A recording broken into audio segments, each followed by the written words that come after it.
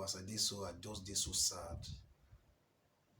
Because the things will happen for this country, they make person they feel bad. If you see the video where I stumble on tonight, it shocked me. Waiting these Boko Haram people, these herdsmen people they do for this country is so painful. They pay me reach my bone. I watch the video, I know if he finish them, I just they cry. But I won't make one watch the video. How these Boko Haram people catch one woman, her husband, they arrest them, carry all of them, enter bush, come begin to do different things inside bush. On top of that, they still collect 8 million for their hand. But many other things happen. It's so painful. They pay me, my brother. They pay me. I just want to watch the video. When I will talk the story, when we don't finish, we will come back and analyze, waiting the video talk about. So I'm gonna watch the video. The driver felt the wagon's tires rupture and decided to park the car with the hope of changing the tires. It was like a film. In a GC, motley crowd of armed men in military uniform came out of the bush. They fired at the boot of the car. Ahead of us, 5 of them came out of the bush. Another 2 came from the rear. My daughter screamed, "Mommy, Daddy, what's going on?" There was no time to say a word. They marched us through into the bush, firing into the sky. They hit me on my chest, hit my daughter on her head. Blood oozed. At this time, it was better to kill me. I shouted at one of the armed men. His response was hell. He went straight for my private part, tore my dress with his gun. The others ripped my dresses. I was left with my undies. My husband and my daughter started crying. 2 of them dug their teeth into my breasts. While attending a secondary school in Adamawa, I had lived with some Fulani, so I understood a few Fulani words. I started pleading, at least for my daughter. To my shock, at gunpoint, they removed the dress of my little girl.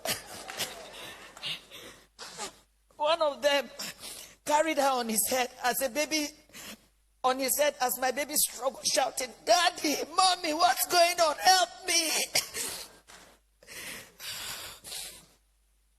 I could not help myself. We marched for 9 hours. I was half naked. My daughter was totally naked. Her tears was like a stream of blood on her cheeks.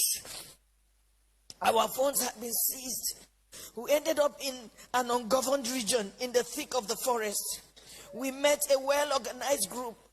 There were some kidnapped victims. I saw 2 women, 2 ladies and 3 men. There were some people with their legs chained to trees. They were as if half dead. We were separated. I was separated from my husband. My daughter was taken away. I only heard her screaming intermittently. I did not know what they were doing to her. These men, now about 2 dozen, had a full kitchen. They had a huge camp and a traditional medical team. How can they say they don't know where these people are? How can they say that? But the camps appeared isolated from each other. We had noises afar, indicating it might be nuclear settlements of camps. Right in my presence, I saw them pack the remains of a woman. They took her and buried her a few meters away from us. She had tribal marks. I cannot describe the agony of 6 days in captivity in this little piece. I cannot talk about how they asked my husband to choose between myself being raped or his daughter being raped. My husband broke down in uncontrollable tears. One of them hit him saying, "Yoruba bastard, you dey cry, idiot." They now gave him an option that he should be raped by one homosexual among them. My husband, a devout Muslim. My husband is a devout Muslim. He told them that homosexual and rape of any kind was against Islam. They hit him with a AK-47. What do you know about Islam? You can imagine, you are being asked to choose between being raped by a homosexual, your daughter just 9 years old, or your wife being raped. They gave the fourth option. If you fail to choose one, we would rape your daughter, rape you, the man, and rape me, the wife. I made myself the sacrificial lamb. My husband begged, saying they should name any price. One of them asked him to bend down.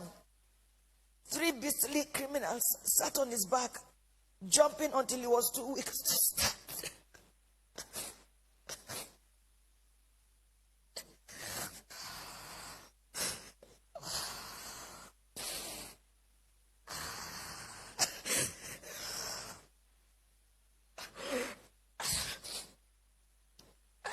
I was not allowed to put on any additional clothes. Imagine they rape you all night and they stop you from putting on any clothes for 24 hours. The rain fell once. I became a relic at a sexual museum for the armed men, who in turn addressed me and asked questions about my financial standing. New Fulani men joined the camp. They organized military training for the new Fulani men that came, teaching them how to shoot and walk through circles of glowing fire. They were not released until after 6 days. We were not released until after 6 days. We had to walk the same zigzag journey back to the main road, our eyes blindfolded. During the negotiation to pay, they said the money was not for them alone, that they had to settle those who sent them.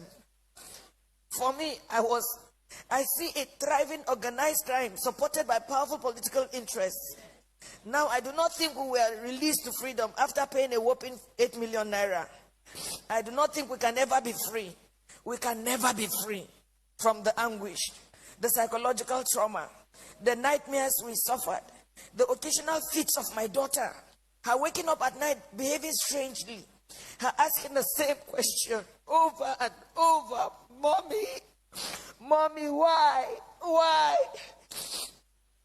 And I do not have an answer. In my life, I have never passed through a torture chamber like this. I do not think any society should let this happen. I do not know the fate of those we met and about 7 other people brought during the 6 days we were in captivity. What I saw was a nation that has collapsed, but pretends she lives. A people on life support. Crime is not restricted to Fulani people alone. We have Yoruba criminals, but I don't think Yoruba criminals are this beastly. These elements are savages. I can't imagine Yoruba thieves going to Sokoto or Maiduguri to kidnap Fulani people and keep them in their own bushes. It gives me mental torture that this is happening, and some people are even trying to justify or look for excuses. Well, as a devout Muslim,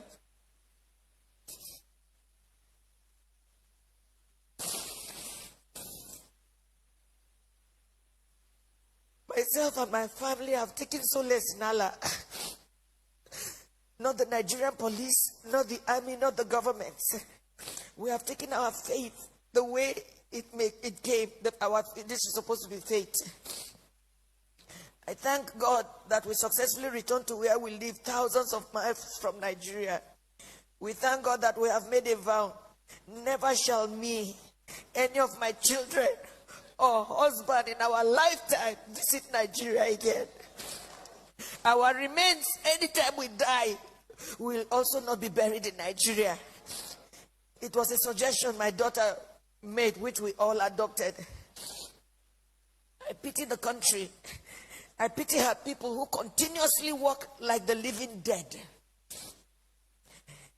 I pity those who parade themselves as leaders because they know nothing about what is going on and the abyss the country is sunk already. I pity Yoruba people. Oh, I pity you. I pity my people. For me, the issue is not about President Buhari. Democracy can produce anything, even the worst in the society. What I worry about is the conspiracy of silence by the people themselves, the ignorance, the treachery, and the illusion that one day things will get better through another election. Since I was born in Nigeria, each year had led from bad to worse and on and on. I do not have a solution to what is going on, but I think very soon hell will let loose upon the earth as long as there is no law and order and anarchy and the rule of brutes in the order of the day. Once again, there can never be anything more comforting than my husband, who saw what I went through, but was able to encourage me, and even encourage me to write this little piece after months of agony and sociological imbalance. Good night, Nigerians.